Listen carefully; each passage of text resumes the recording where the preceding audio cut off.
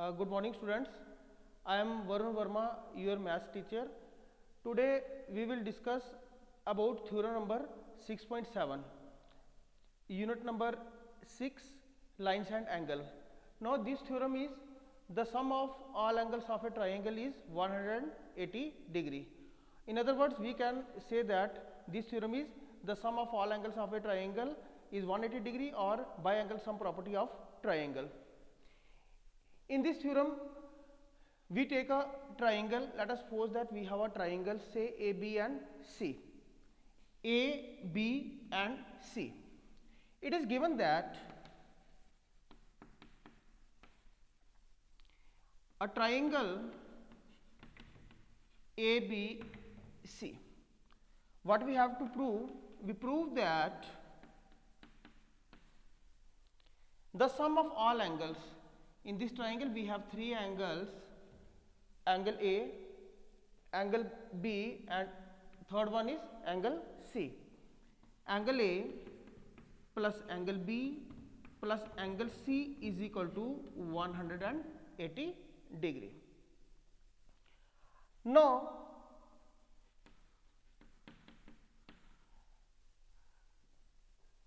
draw a line, say XY, which is parallel to BC. अब देखो, सबसे पहले हमारे पास इस थ्योरम में आपको क्या प्रूव करना है कि हमारे पास एक ट्राइंगल है. मान लेते कोई भी आप ट्राइंगल ले लो, चाहे वो XYZ PQR. तो हम यहाँ पर एक्सपोज कर रहे हैं कि एक ट्राइंगल हमारे पास कौन सी है, ABC. और हमको इतना तो पता ही है कि उस ट्राइंगल के तीनों एंगलों का सम जो है वो 180 डिग्री होता है. इस थ्योरम में हम वही प्रूफ करके दिखाएंगे कि हमारे पास ये जो तीनों एंगल हैं, क्या इनका एंगल का सम जो है वो 180 डिग्री है या नहीं है. तो सबसे पहले हमने इस थ्योरम में मैंने यहाँ पर एक लाइन को क्या किया, XY एक लाइन ले ली और इस लाइन को ड्रा कर दिया BC के पैरेलल. अब देखो, इस लाइन को जैसे ही हमने इसके पैरेलल ड्रा कर दिया तो लाइंस एंड एंगल में हमने प्रीवियस लेक्चर में कुछ प्रॉपर्टीज पढ़ी थी. वो प्रॉपर्टीज जो थी वो पैरेलल लाइंस के रिलेटेड थी. तो you know what are parallel lines.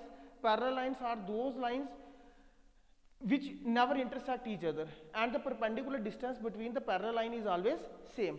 Now we have two parallel lines XY and BC and there is a transversal. You know what is transversal? A transversal is a line which intersect distinct lines at their distinct points. तो हमारे पास एक ये line parallel है और एक ये line parallel है. इसको मैं एक ट्रांसवर्सल जो है वो मान लेता हूँ. अब जैसे ट्रांसवर्सल माना, इसमें हमारे पास यहाँ पर ये वाला एंगल जो है मान लेते हैं ये एंगल 1 है और इस वाले को मैं एंगल 2 मान लेता हूँ.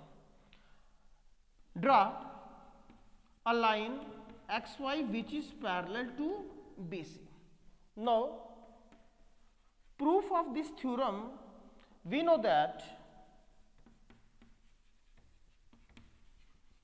हमें पता है कि ये जो XY है वो BC के पैरेलल है और इसमें यहाँ पर एक अल्टरनेट इंटीरियर एंगल जो हमने थ्योरम ऑलरेडी डिस्कस कर दी थी कि अल्टरनेट इंटीरियर एंगल क्या होते हैं.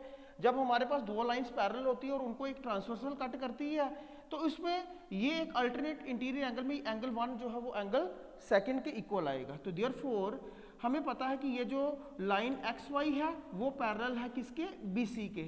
इट मीन्स कि हमारे पास एंगल 1 जो है वो एंगल 2 के बराबर आएगा. This is equation number 1. No similarly इसी तरह से हम क्या करते हैं, इसको एंगल 3 मान लेते हैं. जैसे हमने पीछे इस कंसेप्ट में किया था कि XY BC के पैरेलल है और ये ट्रांसवर्सल है. अनदर एग्जांपल हम ये ले लेते हैं कि हमारे पास एक XY लाइन है और वो BC के पैरेलल है. उसको एक अनदर ट्रांसवर्सल जो AC है वो कट कर रही है. तो यहाँ से मैंने इसको एंगल 3 मान लिया और ये वाला एंगल हमारे पास 4 आ गया. सेम जैसे हमारे पास एंगल 1 एंगल 2 के इक्वल आया था, similarly angle 3 is equal to angle 4. Similarly angle 3 is equal to angle 4. This is equation number 2. अब आपको इतना पता तो लग गया कि हमारे पास ये लाइन इसके पैरेलल थी, एंगल 1 एंगल 2 के इक्वल क्यों आया, क्योंकि हमारे पास ये लाइंस जो थी ना अल्टरनेट इंटीरियर एंगल वाली प्रॉपर्टी जो थी इसमें भी फॉलो कर रही थी और इसमें भी फॉलो कर रही थी। अब देखो कि इस अल्टरनेट इंटीरियर एंगल प्रॉपर्टी का ऐसा क्या हुआ कि मैं इन तीनों एंगलों का सम जो है वो 180 हम शो करेंगे। How can we show that the sum of this triangle ABC is equal to 180 degree. Now ये एंगल, इस एंगल को हम मान लेते हैं हमारे पास एंगल नंबर कौन सा है 5 है। अब आपको एक प्रॉपर्टी जो है वो आपको पता ही है कि अगर हमारे पास एक लाइन है, एक स्ट्रेट लाइन है, उस स्ट्रेट लाइन का सम जो है वो हमें पता होता है कि वो 180 डिग्री होता है। और इस स्ट्रेट लाइन के ऊपर अगर मैं एक रे को यहाँ पर स्टैंड करते हैं तो इसका और इसका सम भी 180 डिग्री होगा। और अगर एक अनदर रे अगर हम लेते हैं, ये सम और ये सम तीनों का सम जो है वो 180 डिग्री होगा। Similarly let us suppose that XAY is a line, XAY is a line. अगर XAY एक लाइन है, यहां से लेकर यहां तक स्ट्रेट लाइन का जो एंगल का सम है वो कितना होगा 180 डिग्री। तो यहां से लेकर यहां तक जो आपके पास एंगल जो है वो बन रहे हैं वो एंगल 1, एंगल 5 एंड एंगल 3 जो है यहां पर 3 एंगल आ रहे हैं। तो इसका मतलब हुआ कि एंगल 1 प्लस एंगल 5 और एंगल 3 जो है वो 180 डिग्री हुआ। क्यों हुआ? Bye linear pair axiom.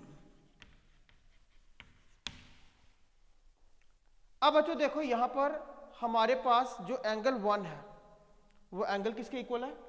Angle 2 के इक्वल है। एंगल 1 एंगल 2 के इक्वल है।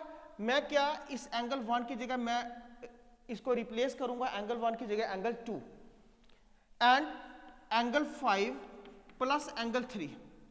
ये एंगल 3 हमने इक्वेशन नंबर 2 में एंगल 3 को एंगल 4 के इक्वल शो किया हुआ है। तो ये हमारे पास 180 डिग्री हुआ। क्यों? बिकॉज एंगल 1 जो है एंगल 2 के इक्वल है और एंगल 3 जो है वो एंगल 4 के इक्वल है। अब आप इसको अरेंज अगर करना चाहो तो आप इसको अरेंज भी कर सकते हो, नहीं करना चाहो तो वो आपकी चॉइस है। अगर हम इसको इस ट्राइंगल के अंदर वापस जो है वो आते हैं, अब आप इसको यहां पर इस ट्राइंगल के अंदर आ जाओ। इस ट्राइंगल के अंदर के 3 एंगल, अब आप देखो एंगल 2, जो एंगल 2 है ये कौन सा एंगल है? ये मुझे लगता है एंगल B है। प्लस ये एंगल 5 है।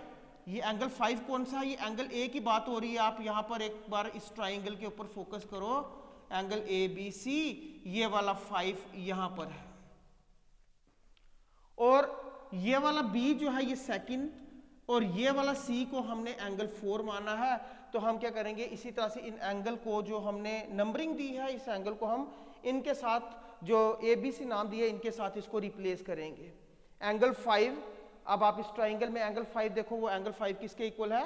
एंगल A के इक्वल है। ये एंगल A प्लस एंगल 4, यहां पर एंगल 4 जो है वो C के इक्वल है। ये जो हमने इसको नाम दिए थे, ये angle C equal to 180 degree.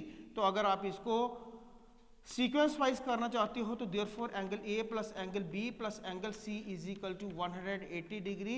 ये हैंस प्रूव्ड। तो हम कहां से चले थे कि हमारे पास एक ट्राइंगल है और उस ट्राइंगल के तीनों एंगलों को आपने प्रूव करना है 180 डिग्री। तो हमने with the help of alternate interior angle and linear pair property we can prove the sum of all 3 angles of a triangle is equal to 180 degree.